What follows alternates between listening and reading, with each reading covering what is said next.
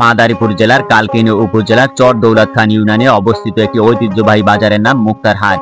এটি শুধু একটি বাজারেই নয়, বরং একটি জনপদের অর্থনৈতিক, সামাজিক ও ধর্মীয় জীবনের কেন্দ্রবিন্দু। এই হাট দীর্ঘদিন ধরে মানুষের জীবন, জীবিকা, যোগাযোগ এবং ধর্মীয় সংস্কৃতির সঙ্গে ওতপ্রোতভাবে জড়িত। মুক্তার হাটের নামকরণ করা হয়েছে জনাব আলিমউদ্দিন মুক্তার সাহেবের নামে। আলিমউদ্দিন মুক্তার তিনি খান সাহেব নামে অধিক পরিচিত ছিলেন। তিনি ছিলেন বৃহত্তম ফরিদপুর জেলার তৎকালীন ডিস্ট্রিক্ট বোর্ডের ভাইস চেয়ারম্যান ও কলকাতা আইন পেশায় নিয়োজিত ছিলেন। তিনি শুধু প্রশাসনিকভাবেই নয়, সামাজিক ও দানশীলতার ক্ষেত্রে ছিলেন এক উজ্জ্বল দৃষ্টান্ত। তার সমাজসেবামূলক অবদানের স্বীকৃতি স্বরূপ এলাকাবাসী তার নামে এই হাটের নাম রাখেন মুক্তার হাট। আমি বাজারে যাবেন 50 বছর থেকে আসি যাই। ব্রিটিশ পিরিয়ড থেকে এইখানে দুইটা হাট ছিল, মৌলভীরহাট একটা, মেয়েরহাট আর এই মুক্তার হাট খুব কন্টেস্টে চলতো। এই মুক্তার হাটে অন্তত 200 নৌকা হয়তো ভোলার থেকে মিডিয়া কিনতে। এই হাট ওই আলিমউদ্দিন মুক্তারের নামে এই হাট চলছে। হে একটা উদ্বোধন করছে আলাদা, আরো আলিমউদ্দিন মুক্তার ভাইস চেয়ারম্যান। হাটের এক পাশ দিয়ে প্রবাহিত হয়েছে প্রাচীন ও ঐতিহ্যবাহী আড়িয়াল খাঁ নদী। এই নদী শুধু একটি জলধারাই নয়, বরং স্থানীয় কৃষি, ব্যবসা এবং পরিবেশের সঙ্গে এক নিবিড় সম্পর্ক রয়েছে। আমার নাম সর্দার আব্দুল মান্নান, বীর মুক্তিযোদ্ধা, সাবেক চেয়ারম্যান। আগে বাজার তো যেটা ছিল, আগে তো যথেষ্ট বাজার ছিল, লোক দমদম করতো, বাজারের লোকজন সব সময় আসতো, বহু লোক এখানে হাটে বাজারে মিডিয়া করতো, তারপরে পাট হতো, বিভিন্ন জিনিস করতো এবং ভুষার মাল হতো, এবং এখানে বহু লোক বেচা কেনা হইতো এবং হাজার হাজার লোক বাজারে হতো। কিন্তু এখন তো হাটটা আস্তে আস্তে ঝিমিয়ে পড়ে গেছে। এটা ঠিকই আছে, বাজারে কোনো স্ট্রং কমিটি নাই, বাজারে কোনো স্ট্রং কমিটি নাই এবং কিছু লোক আছে যারা নিজেদের এই কমিটি। নদীর পারে গড়ে উঠেছে একটি মনোরম ঘাট, যা মূলত মুসল্লিদের উজুর জন্য ব্যবহৃত হলেও এটি এলাকার একটি দর্শনীয় স্থানও বটে। এই হাটকে ঘিরে গড়ে উঠেছে একটি শক্তিশালী অর্থনৈতিক অবকাঠামো। শতাধিক ছোট বড় ব্যবসা প্রতিষ্ঠান এখানে নিয়মিত বেচা কেনা করে থাকেন। হাটটির জমি দান করে এলাকার অর্থ সামাজিক উন্নয়নে যে পরিবারগুলো উল্লেখযোগ্য ভূমিকা রেখেছেন, তাদের মধ্যে উল্লেখযোগ্য হলেন স্বনামধন্য শিকদার ও স্বনামধন্য ব্যাপারী পরিবার সমূহ। তাদের এই মহৎ উদ্যোগ ভবিষ্যৎ প্রজন্মের জন্য একটি শিক্ষণীয় দৃষ্টান্ত হয়ে থাকবে।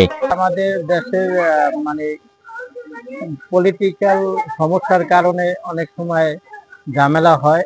এই জন্য আমি এই বাজারে ছিলাম নির্বাচনের গত ইউনিয়ন পরিষদ নির্বাচনের আগে ঝামেলা হয়েছে, এই জন্য আমি এই বাজার থেকে বুরগাটা দোকান নিয়ে গেছিলাম বুরগাটা। তারপর থেকে আমি যাওয়ার পর থেকে বাজারে তেমন কোনো ওই ধরনের কেউ দায়িত্ববান লোক নেই, দায়িত্ব নিতে চায় না, কারণ এলাকার রাজনৈতিক প্রেক্ষাপটে বিভিন্ন সমস্যার কারণে কেউ দায়িত্ব পালন করতে চায় না। সোশ্যাল লোক আছে, তারা আগায় আসে না, এই জন্য এই বাজারটা আর কি উন্নত হইতেছে না।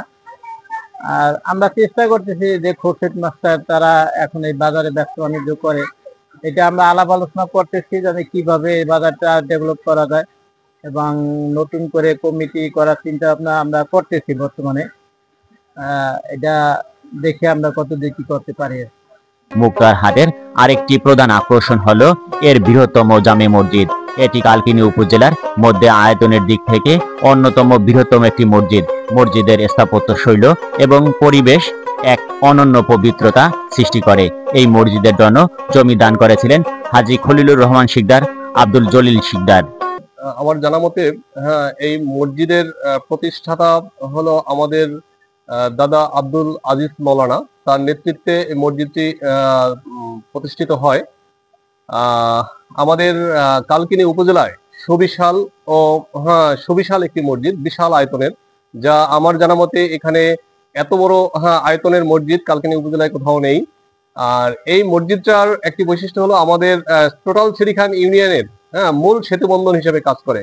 সকল মানুষ আমরা একত্রে এখানে ঈদগাহ নামাজ পড়ি। তাদের এই দান ও ধর্মীয় অনুরাগ পুরো সমাজে আর শ্রদ্ধার সঙ্গে স্মরণ করা হয়। মুক্তার হাটে পৌঁছানো এখন আর কঠিন কাজ নয়, হাট সংলগ্ন একটি প্রশস্ত হাইওয়ে রাস্তা নির্মাণ হয়েছে, যা আধুনিক যোগাযোগ ব্যবস্থায় এক উজ্জ্বল উদাহরণ।